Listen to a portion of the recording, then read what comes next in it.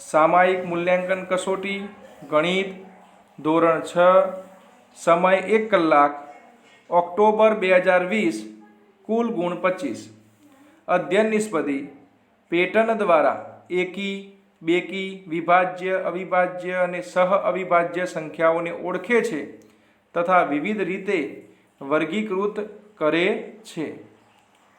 माग्या मुजब जवाब आपो। प्रश्न नंबर 1 20 થી 30 वच्चे आवती अविभाज्य संख्याओं लखो। विद्यार्थी मित्रों अविभाज्य संख्याओं कोने कहेवाय तो जे कोईपण जातना घड़ियामां आवती न होय, जेनो सामान्य अवयव एक मळतो होय एवी संख्याओं अविभाज्य होय। तो दाखला तरीके 20 થી 30 ની अंदर 21 છે तो 21 एक केवी संख्या है तो विभाज्य है, कारण के आपणे जाणीए छीए कि 7 तरी 21 थाय छे। बीजी एक बात खास याद राखवानी कि जे पण बेकी संख्याओं छे ए क्यारे अविभाज्य होय नहीं, एटले 20 થી 30 में आवती बधी ज बेकी संख्याओं आमांथी निकળી जशे। 22, 24, 26, 28, 30 ए बेकी संख्याओं में आवशे नहीं। वच्चेनी बात करी छे तो वच्चे पहला तो कई कई संख्या आवे तो 21 થી 29 सुधीनी संख्याओं आवे, एमां 22, 24, 26, 28 आवशे नहीं।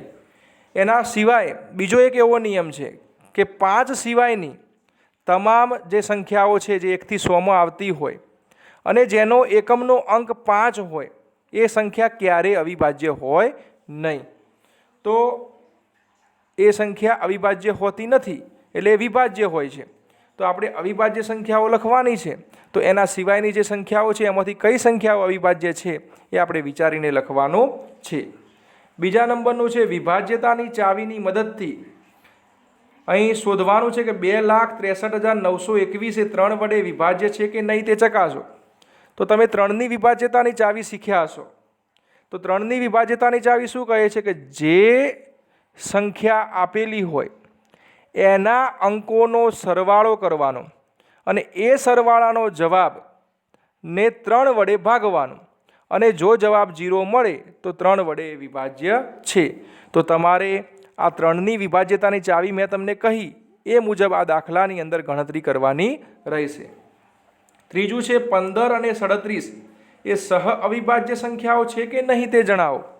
વિદ્યાર્થી મિત્રો સહ અવિભાજ્ય સંખ્યા એટલે શું? જે બે સંખ્યાઓનો સામાન્ય અવયવ એક અને માત્ર એક જ મળે એને સહ અવિભાજ્ય સંખ્યા કહે છે। હવે 15 અને 37 एना तमारे अवयव पाड़वाना अने जो तमने एक मळतो होय तो ये सहअविभाज्य संख्या छे अने जो एक ना मळतो होय तो नथी, ए तमारे जाते शोधवानुं छे। एक संख्या 5 અને 12 वडे विभाज्य छे तो ते संख्या बीजी कई संख्या वडे विभाज्य छे? तो आपणे एवी एक संख्या जे 5 वडे पण विभाज्य होय अने 12 वडे पण विभाज्य होय तो ते संख्या कई संख्या वडे विभाज्य थशे? तो 5 અને 12 वडे विभाज्य संख्या कई थाय? जे 5ના ઘડિયામાં પણ આવતું હોય ને 12ના પણ ઘડિયામાં આવતું હોય એ તમારે વિચારવાનું। અને એ સંખ્યા બીજા કયા ઘડિયામાં આવે છે એ પણ તમારે જોવાનું। દાખલા તરીકે 30 છે પણ 12ના ઘડિયામાં નથી આવતું, બરોબર? પરંતુ 12 એકા 12, 12 દુ 24, 12 તરી 36, 12 ચોક 48, 12 પંચા 60 કરીએ તો એ 5ના ઘડિયામાં પણ આવે છે અને 12ના ઘડિયામાં પણ આવે છે, પરંતુ આ 60 બીજી કઈ સંખ્યાના ઘડિયામાં આવે છે એ તમારે ખાસ જોઈ અને જવાબ લખવાનો રહેશે। માગ્યા મુજબ જવાબ આપો। ગુસા શોધો 18, 54 અને 81। વિદ્યાર્થી મિત્રો ગુસા કોને કહેવાય? ગુસા એટલે ગુરુત્તમ સામાન્ય અવયવ। અહીં તમારે 18ના અવયવ પાડવાના, 54ના અવયવ પાડવાના અને 81ના અવયવ પાડવાના। આ 3 સંખ્યાઓના અવયવ પાડ્યા પછી આ ત્રણેય સંખ્યાઓમાંથી જે સંખ્યાઓ સામાન્ય નીકળતી હોય એ સામાન્ય નીકળતી સંખ્યાઓને ગુસા તરીકે બહાર કાઢી અને એનો ગુણાકાર કરવાથી આપણને ગુસાઅનો જવાબ મળે છે। બીજા નંબરનું જુદા જુદા રસ્તાની 3 ટ્રાફિક લાઇટ અનુક્રમે 48 સેકન્ડ, 72 સેકન્ડ અને 108 સેકન્ડ પછી બદલાય છે। જો તે એક સાથે સવારે 7 વાગે બદલાય तो ते फरीथी एक साथे क्यारे बदलाशे? तो विद्यार्थी मित्रों आवा दाखलाओनी अंदर आपणे लसा शोधवानो होय एटले के 48 सेकंड, 72 सेकंड અને 108 सेकंडनो आपणे ज्यारे 48, 72 અને 108 नो लसा शोधीशुं तो आपणने जवाब मळी जशे। हवे लसा ज्यारे आपणे शोधता होईए छीए विद्यार्थी मित्रों त्यारे 48, 72 અને 108નો એક સાથે આપણે લસા શોધવાનો છે ભાગાકારની રીતે, બરાબર. એક બાજુ 48 લખી દેવાના, બીજી બાજુની લાઈન ઊભી લાઈન દોરીને 72 લખી દેવાના, ત્રીજી ઊભી લાઈન દોરીને 108 લખી કાઢવાના. હવે 48, 72 અને 108 બંને 2ની ચાવીમાં આવશે, તો સૌથી પહેલાં એનો 2 વડે ભાગ પાડવાનો અને ધીમે ધીમે દાખલાને આગળ વધારવાનો. માગ્યા મુજબ જવાબ આપવાના છે. નીચેની આકૃતિ પરથી આપેલ વિધાન ખરા છે કે ખોટા તે જણાવો. અહીં ક્યુ જો આકૃતિ છે, એમાં પી ક્યુ રેખા છે. રેખાઓ તો ઘણી બધી છે, પરંતુ એના અંદર ઓ એન એમ એટલે કે પી ઓ એન એમ ક્યુ આવા બધા બિંદુઓ છે.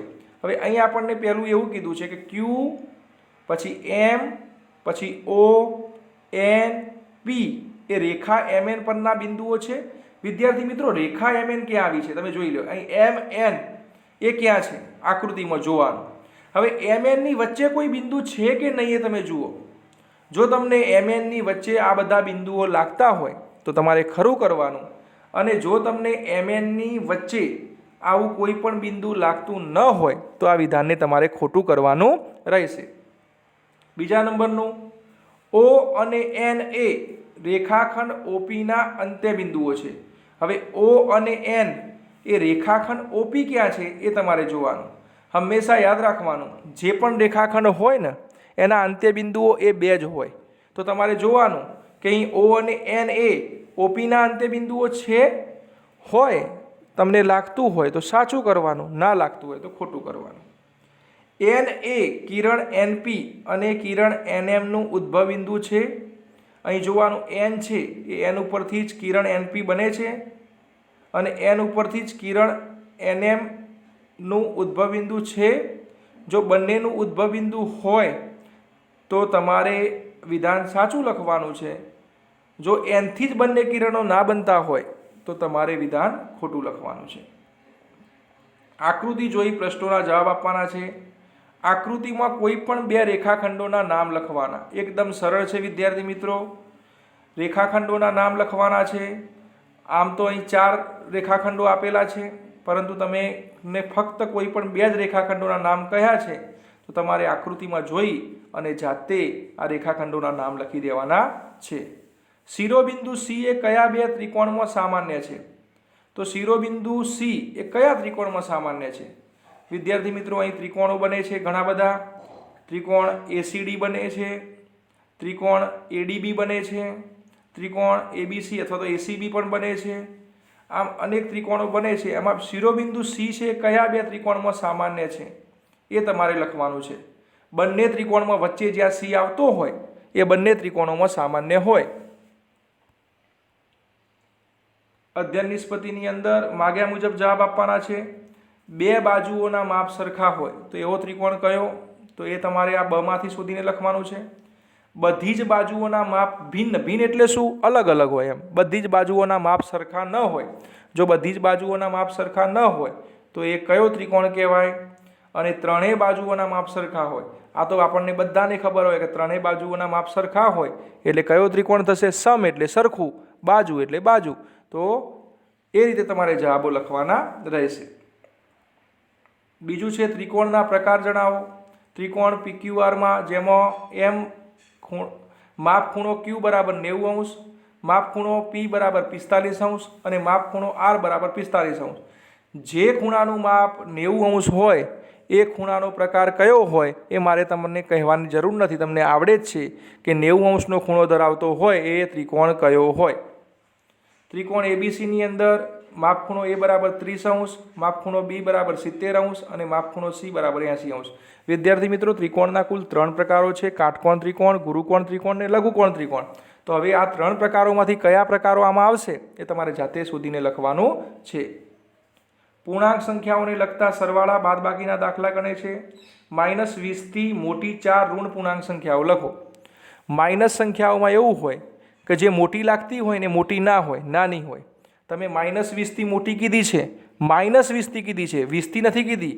એટલે ખાસ યાદ રાખવાનું, -20થી મોટી 4 ઋણ પૂર્ણાંકો લખવાની હોય. ઋણ પૂર્ણાંક તો જ મોટી હોય કે જે સંખ્યા આપેલી હોય એના કરતાં આપણે નાની સંખ્યાઓનો વિચાર કરીએ તો જ આપણને જવાબ મળતા હોય છે. સંખ્યા રેખાનો ઉપયોગ કરીને સરવાળો કરવાનો છે.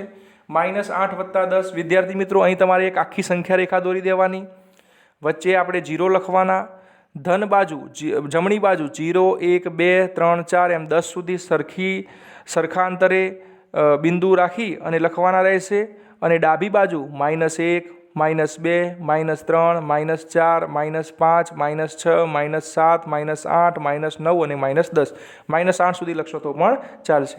હવે આપણને કીધું છે કે -8 + 10, તો વિદ્યાર્થી મિત્રો આ સંખ્યા રેખા ઉપર જ્યાં પણ -8 હોય ત્યાં આપણે એક લીટી ઊભી દોરી દઈશું સહેજ, અને 8 થી 10 એકમ અહીં +10 છે એટલે જમણી બાજુ ખસવાનું, તો તમે -8 થી 10 એકમ જમણી બાજુ ખસજો, જે પણ સંખ્યા આવશે એ તમારો જવાબ રહેશે। સંખ્યા રેખાના ઉપયોગ વગર બાદબાકી કરવાની, -18 - 20, તો વિદ્યાર્થી મિત્રો આ બાદબાકી તમારે જાતે કરવાની છે, પરંતુ હું એના જે 4 નિયમો છે એ તમને સમજાવી દઉં, જેના કારણે તમને આ બાદબાકી કરવામાં સરળતા રહે।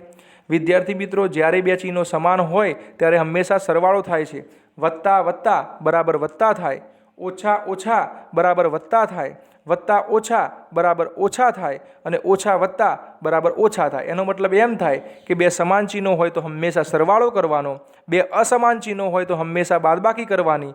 પરંતુ એક ત્રીજો નિયમ છે એ તમારે ખાસ યાદ રાખવાનું, તમે ભલે બે સરખા ચિહ્નો હોય ત્યારે સરવાળો કરો અને બે અસમાન ચિહ્નો હોય ત્યારે બાદબાકી કરો, પરંતુ જવાબની અંદર જે પણ સંખ્યા મોટી હોય એની આગળનું ચિહ્ન જ આવે, નહીં તો આપણો દાખલો ખોટો પડે છે। તો અહીં તમને સરળ સમજૂતી આપવાનો પ્રયત્ન કર્યો છે। હોમ લર્નિંગના માધ્યમથી ગણિતને ગ્રહણ કરવું ખૂબ અઘરું છે। ગણિત એવો વિષય છે જે વર્ગખંડની અંદર આદાન પ્રદાનથી શીખી શકાતો હોય છે, મહાવરાનો વિષય છે, એના કારણે આ સરળ સમજૂતી કેવી રીતે દાખલો લખવો, દાખલો શું કહેવા માગે છે એ સમજૂતી આપવાનો પ્રયત્ન કરેલો છે। એકમ કસોટી બાદ આનું સંપૂર્ણ સોલ્યુશન પણ મૂકવાનો અમે પ્રયત્ન કરીશું। અસ્તુ।